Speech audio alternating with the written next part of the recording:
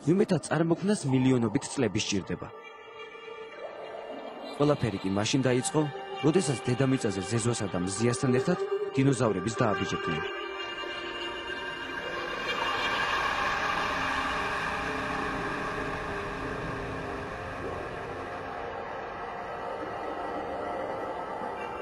აქტიური ცხოვრება იმ დროისათვის ოკეანეში სჭირდა.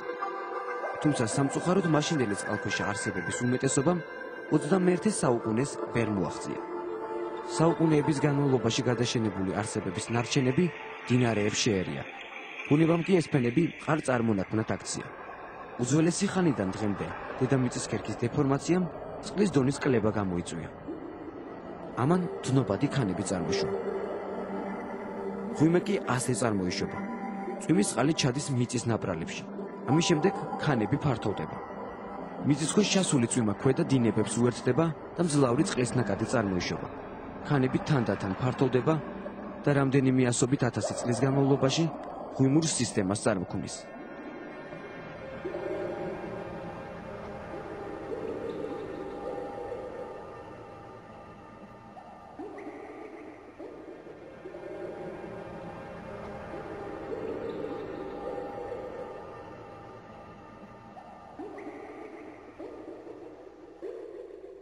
ქანში გამავალი წყლის ნაკადი ხსნის ამ კირქვას, რაც განაპირობებს ესეთი კალციტების წარმოშობას. პირველ წარმოშობა, ხო, აი წარმოშობა სტალაქტიტები.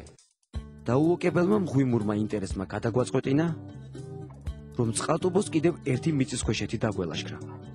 თოკებითა და ენთუზიაზმით აღჭურვილებმა თავი იქ ამოყავით, სადაც მხოლოდ მამაცის პალეოლოგები დადიან. შესასვლელი საკმაოდ რთული ჩანს. მიუხედავად ამისა, ვერტიკალურ სირთულეს მაინც მონდომებით ვეჭიდებით.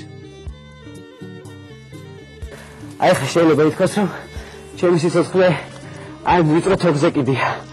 მოუშვით. თოქზე დაკიდებული მხოლოდ იმაზე ფიქრობ, რომ ფეხი მიწაზე რაც შეიძლება მალე დადგა. თუმცა არ გაგვიმართლა. ამ ყველა ბედნიერებას ისიც დაემატა, რომ მიწის მაგივრად წყალში აღმოჩნდით.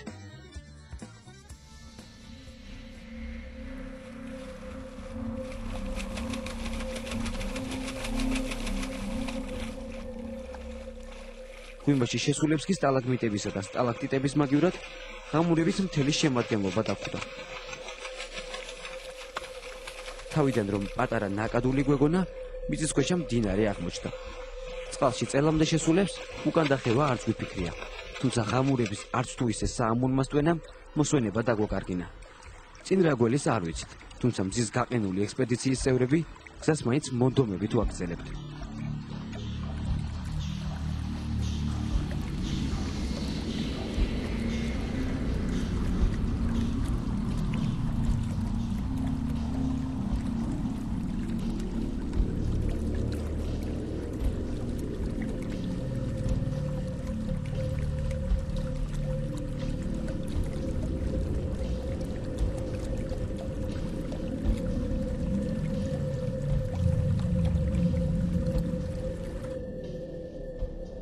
დიდი ხნის სიარულის შემდეგ ნანატრი სინათლეს გამოჩნდა.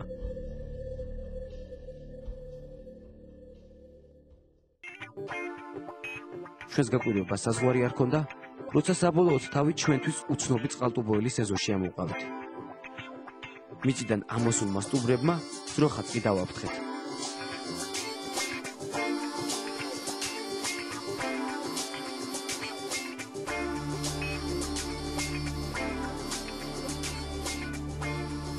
შემდეგი გაჩერება სათაფლია. სანამ დინოზავრი აქ თავის ნაკვალებს დატოვებდა, მანამდე აპატარა წყარო, როგორც იმერეთში იტყვიან, უზარმაზარი მღვიმე გამოქვაბა. თუმცა პალეოლოგთა ტერმინოლოგიით რომ ვთქვათ, კასტრული პროცესისათვის 10,000-ობით წელი დასჭირდა.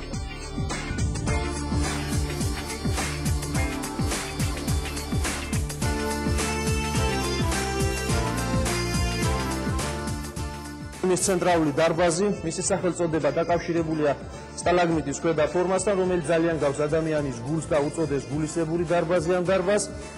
დაახლოებით კუბურ სანტიმეტრებში სტალაგმიტის განზომილება დანალექი ქანები უკავშირებენ 30 მილიონ წელს მეცნიერები თვლიან, რომ ამ ხნის მანძილზე ხდებოდა ამ კარსტის სიცარიელის წარმოშვება. ასაკთან შედარებით მშვენივრად გამოიყურება. იტალიელთა საყურადღებოდ კი ის უნდა ითქვას, რომ შედარებით მცირე ზომის პიზას კოშკი სათაფლიის მღვიმესაც ამშვენებს. აი როგორც ყურძღელი აგერ გამოსახულება თავი. აი იქიდან ძალიან კარგად ჩანს როგორც დათვის თავი გამოსახულება. უამრავი აქ ასეთი ყველამ შეიძლება თავისებური მიმძღავსება ახმა გააკეთოს.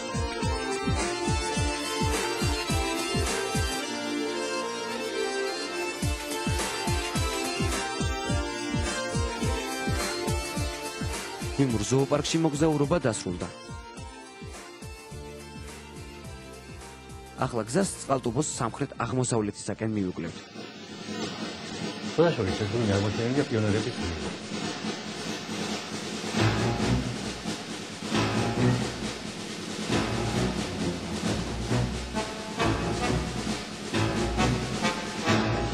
მაშინდე კი რაც ახალგაზრდობამ სახელი შეიცვალა, აქ პალეოლოგიური ექსპედიცია აღარ ჩატარებულა. თეთრ მღვიმეს სამკურნალო თვისებებიც აქვს. კომუნისტების პერიოდში აქ ეგრეთ წოდებული პალეოთერაპია ტარდებოდა. მიწისქვეშ ტემპერატურა ზამთარ ზაფხულ უცვლელია. ამასთან ერთად ჰაერის დამტვერიანება ნულის დონეა. 2-3 საათიანი პროცედურა ტარდებოდა ასეთ ავადმყოფებზე, რაც დადებითად მოქმედებდა მათ სიამთელობაზე. ძალიან დადებითი შედეგი იქნა მიღებული. და ძირითადად რა დაავადებებს უხდება? ეს უხდება კოტაი ბრონქიალურ რახმის დაავადებულ ავადმყოფებს, ჰიპერტონიით დაავადებულ ავადმყოფებს. და ესე იგი არავითარი პრეპარატი არაა საჭირო. არავითარი მედიკამენტი. მხოლოდ მღვიმის ჰაერი არის ეს ჩვეულებრივი სამკურნალო საშუალება. და ეს ჰაერი რა შეიცავს ეს განსაკუთრებით რომლის უხდება? ეს არის ჰაერში მომატებული უარყოფითი იონების სიჭარბე და მომატებული რადიაციული ფონი. ეს დადებითად მოქმედებს აი ესეთ დაავადებულ ავადმყოფებს.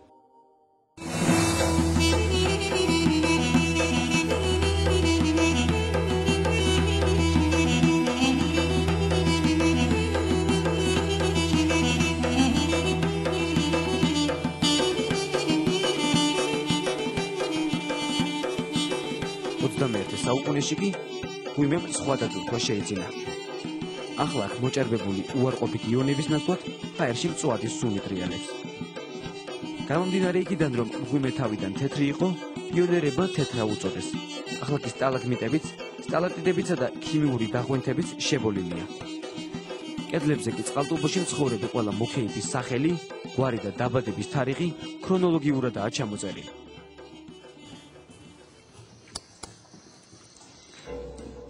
შესაძლოა აი რეკო ჩვენთან ხო იქ დამგვიმეში შედავთ ეს უკვე არქეოლოგიური ისა შურფი ეს გვიმე იყო დასახლებული პრეისტორიულ ხანაში როგორც ეთქვა გვიმე დასახლებული იყო ჩვენი წინაპრებით წინაპართან აკვალებს ნელ-ნელა მიუყვებით შესაძლოა გვიმეს ახასიათებს როგორც დადებით ის უარყოფითი თვისებებიც უარყოფითი რა არის აი თუნდაც შეიძლება წყალში მოხდეს ადამიანი დასველდები ვისაც არ ეშინია დასველები შეიძლება ჩემთან ერთად შემოვიდეს მოვიდანდები ჩემთან ერთად აუცილებლად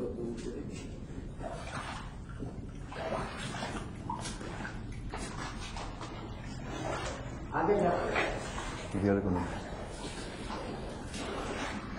და შეიძლება ძალმას იმოქმედა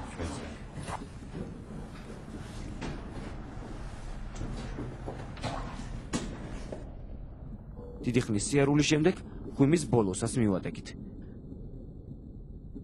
მაგრამ გამომდინარე იქიდან, რომ ვიწრო გასასვლელში ვეღარ გავეტიეთ, უკან დაბრუნება ვარჩიეთ.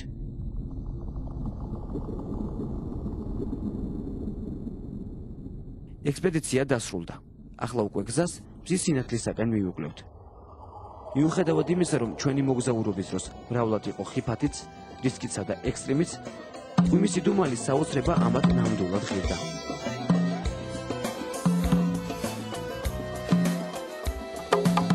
ასეთია საქართველოს მიწისქვეშა სამყარო, მაგრამ მზე მაინც სულ სხვა.